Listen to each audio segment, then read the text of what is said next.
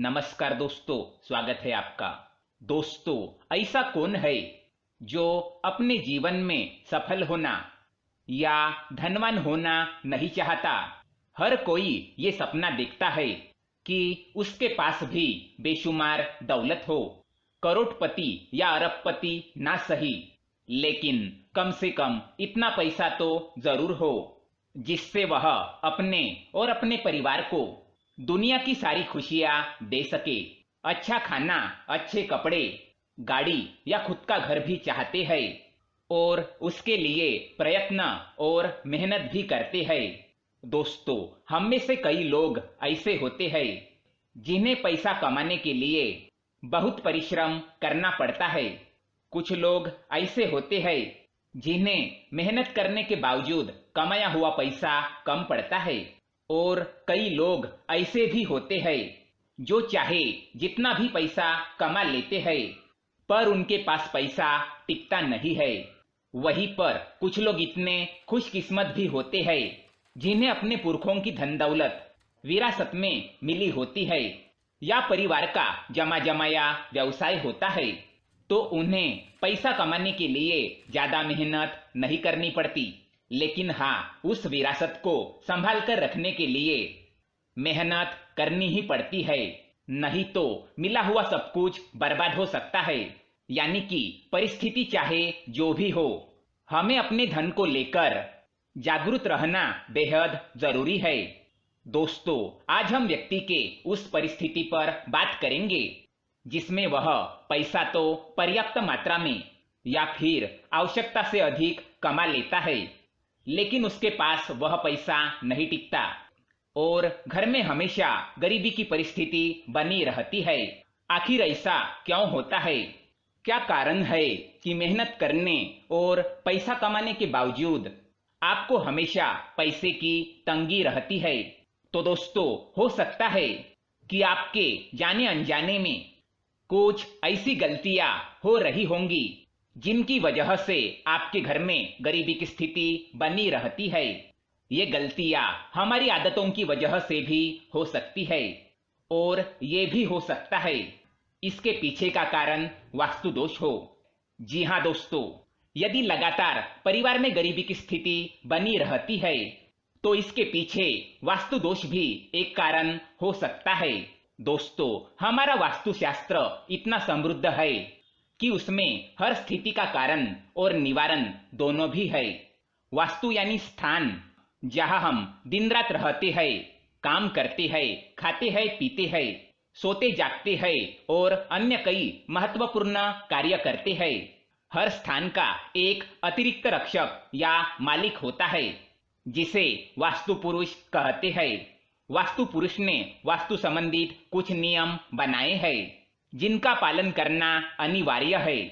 वह हमारे प्रत्येक क्रियाकलाप पर दृष्टि जमाए होता है और उसके नियमानुसार न चलने पर उसका दंड भी देता है। कहने का तात्पर्य यह है दोस्तों कि कहीं ना कहीं आपके गरीबी के पीछे का कारण वास्तु दोष भी हो सकता है। निश्चित रूप से ही आपसे कुछ ना कुछ ऐसी गलतियां हो रही होंगी जिन्हें वास्तुशास्त्र में निषेध माना गया है। चलिए जान लेते हैं ऐसी गलतियों के बारे में। पहली गलती, घर में पूजा पाठ के नियमों का पालन न करना। दोस्तों, हम इस बात पर कभी गौर नहीं करते, परंतु यह कोई साधारण या सामान्य बात नहीं है। घर के मंदिर में ढेरों भगवानों की मूर्तियों को लाकर रख देना ही पर्याप्त नहीं होता है, बल्कि पूरे सम्मान, नियम और विधि विधान से उनकी पूजा पाठ करना भी आवश्यक है।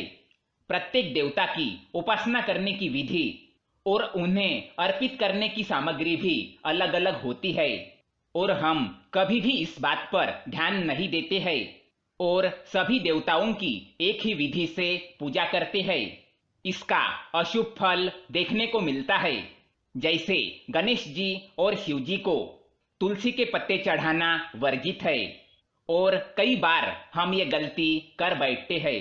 किन्हीं भी दो भगवानों का मुख एक दूसरे के सामने ना हो। इसी प्रकार लक्ष्मी जी के साथ यदि विष्णु जी की पूजा न की जाए तो लक्ष्मी जी हमसे रूठ जाती है। वास्तुशास्त्र के अनुसार तो कई बातें ऐसी है जिन्हें समझना और पालन करना अनिवार्य होता है, जैसे आपके पूजा घर की दिशा और यहाँ तक कि पूजा की सामग्री रखने की दिशा निश्चित होती है। इन बातों के विषय में हमने समय समय पर आपको विस्तृत जानकारी दी है। इन नियमों का पालन ना करने पर भगवान हम पर अप्रसन्न हो जाते हैं, जिससे घर में नकारात्मकता बढ़ जाती है और इसका असर मुख्य रूप से हमारी आर्थिक स्थिति पर पड़ता है। यदि आप भी इन बातों पर ध्यान नहीं रखते हैं तो हो सकता है यह भी आपके गरीबी का कारण हो। दूसरी बात, झाड़ू का अपमान करना।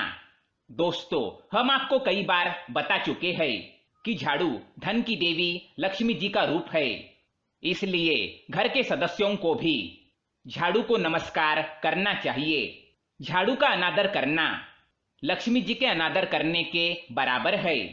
अतः वास्तुशास्त्र में भी झाड़ू के रख रखाव में अपनाई जाने वाली सावधानियों के बारे में विस्तार पूर्वक बताया गया है।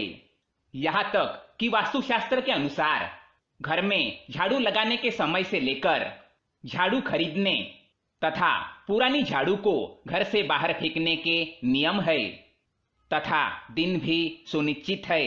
इनका अवश्य ध्यान रखिए। झाड़ू को केवल साफ सफाई का सामान्य साधन न समझे, इसे पूरे सम्मान के साथ अपने घर में रखे। इसे पैर न लगाए, उसे ऐसी जगह पर छुपा के रखे जहां किसी बाहरी व्यक्ति की दृष्टि ना पड़े। झाड़ू को कचरे के डिब्बे में ना रखे और इससे कभी भी झूठन साफ ना करे। झाड़ू को दान में ना दे। लक्ष्मी जी को प्रसन्न करने के लिए कभी भी झाड़ू का अनादर ना करे। इसके अलावा दोस्तों, वास्तु पुरुष के अनुसार मनुष्यों को अपने बुजुर्गों का सम्मान अवश्य करना चाहिए।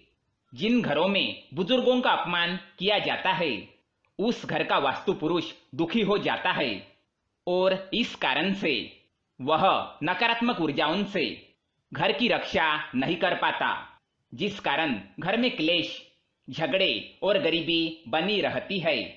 तो दोस्तों, ये थी वो कुछ महत्वपूर्ण बातें जो आपके गरीबी का कारण हो सकती है। अगर ये जानकारी पसंद आए तो वीडियो को लाइक करें, कमेंट में जय मां लक्ष्मी अवश्य लिखें। साथ ही चैनल को सब्सक्राइब करें ताकि ऐसे ही जानकारी वाली वीडियो आप देख सके। धन्यवाद।